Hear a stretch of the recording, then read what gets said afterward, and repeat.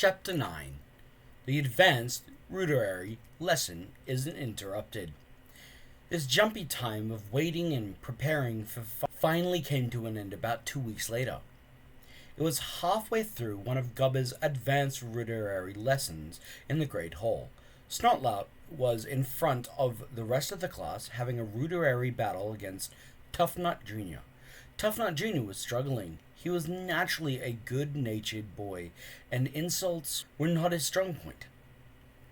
"You," said Tuffnut Jr., trying to sound sneery, "are a big fat,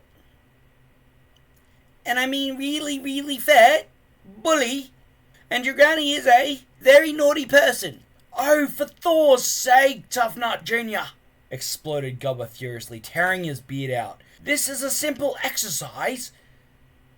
Can't you do better than that? Snotlout's granny is a yellow-bellied, discreet old oyster. Snotlout's granny is a barking mad old war's head." "What's that?"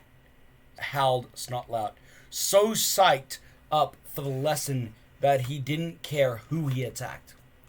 No, Snotlout," soothed Gubba. "Not really. I'm just telling Tuffnut. You're supposed to think of something extra vile, and then spit the words out. You show 'em, Snotlout."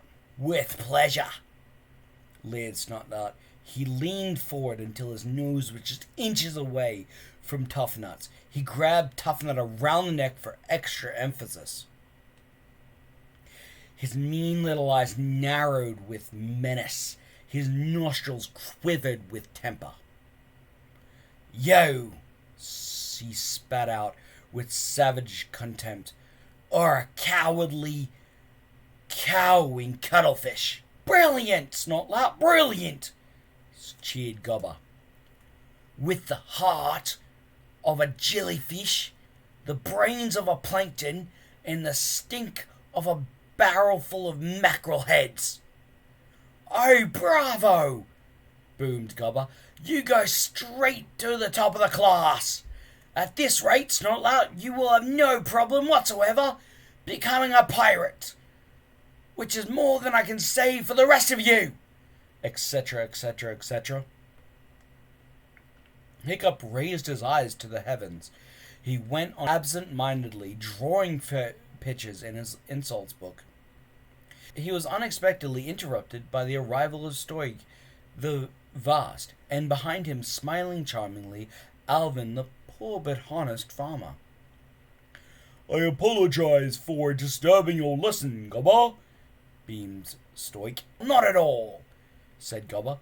"But I bring good news. We are about to set out on our glorious quest to the Isles of the Scullens." There was a short silence in which Fishlegs turned white as she made faint moaning noises, and then everybody else started cheering. Hiccup put up his hand. "What about the scallions?" he asked. "I'm glad you asked that," replied Stoic the Vast enthusiastically. "As we know," he patted Hiccup affectionately on the head, "scullions are terrifying, vicious creatures." "Savage beyond your wildest dreams," muttered Hiccup. "But," beamed Stoic, "they have not only lost their ability to fly, but their sense of sight. Indeed, they are guided to their prey almost entirely by smell alone. So it is Alvin's theory that if we bathe thoroughly before we go, unusual, I know, but you have to suffer to be rich, we should be all right." Fishlegs put up his hand. "Theory? Should be?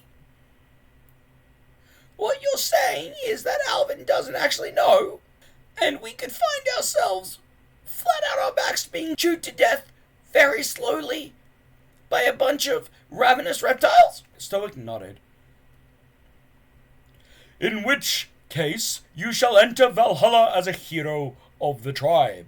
And may I say here," said Stoic solemnly, "that anyone who dies in the course of his duty shall be awarded a posthumous black helmet." "Oh, yippee," murmured Hiccup.